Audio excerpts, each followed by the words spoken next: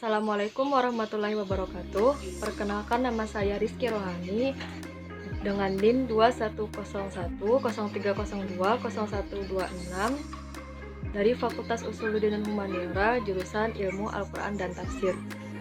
Tujuan video ini saya buat untuk pembelajaran sekaligus memenuhi tugas ujian akhir semester ganjil mata kuliah Bahasa Indonesia dengan dosen pengampu Ibu Fitriani, SPD, STHI, MPD. Di sini saya akan membahas tentang topik karya ilmiah. Menurut KBBI, topik adalah pokok pembicaraan dalam diskusi, ceramah, karangan, dan sebagainya. Topik juga berarti hal yang menarik perhatian umum pada waktu akhir-akhir ini.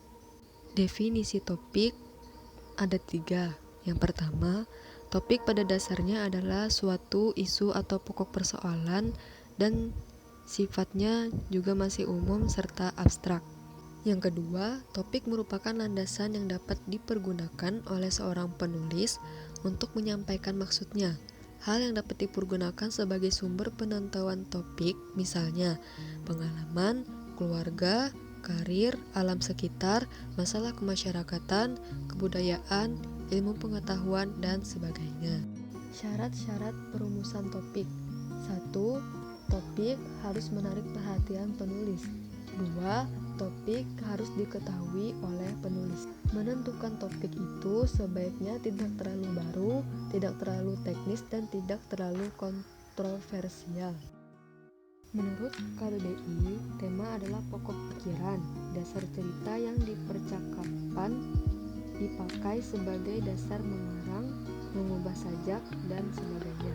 Sedangkan definisinya, tema adalah pandangan hidup yang tertentu atau perasaan tertentu mengenai kehidupan atau rangkaian nilai-nilai tertentu yang membentuk atau membangun dasar atau gagasan utama dan suatu karya sastra.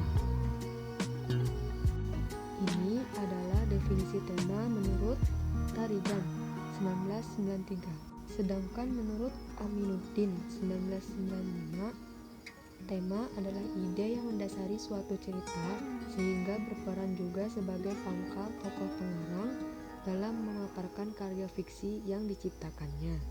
Jadi, dapat dikatakan bahwa tema merupakan suatu gagasan pokok atau ide pikiran tentang suatu hal, salah satunya dalam membuat suatu tulisan.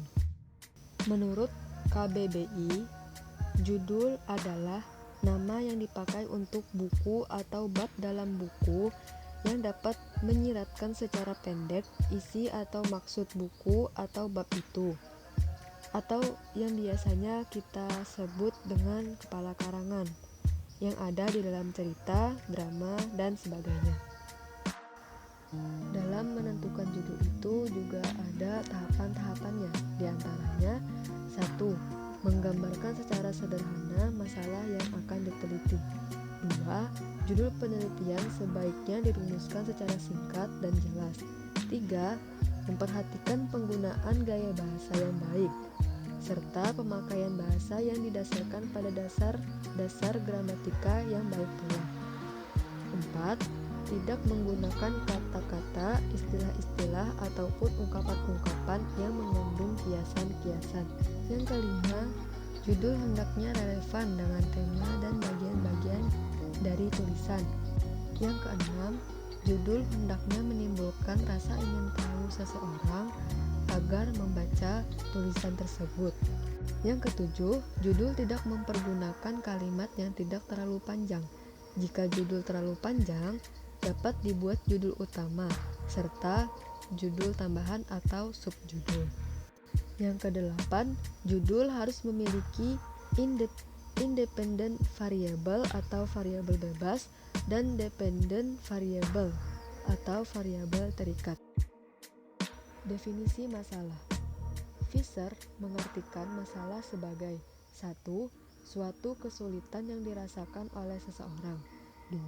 Suatu perasaan yang tidak menyenangkan seseorang atas fenomena yang ada atau terjadi. 3. Suatu ketidaksesuaian atau penyimpangan yang dirasakan atas apa yang seharusnya dan apa yang akan terjadi. Persamaan dan perbedaan antara tema, topik, dan judul. Persamaannya adalah sama-sama merupakan suatu inti atau pokok pikiran dari suatu diskusi, dialog, maupun sebuah manuskrip. Sedangkan perbedaannya terletak pada cangkupannya, yaitu judul memiliki cangkupan yang lebih sempit daripada topik dan tema.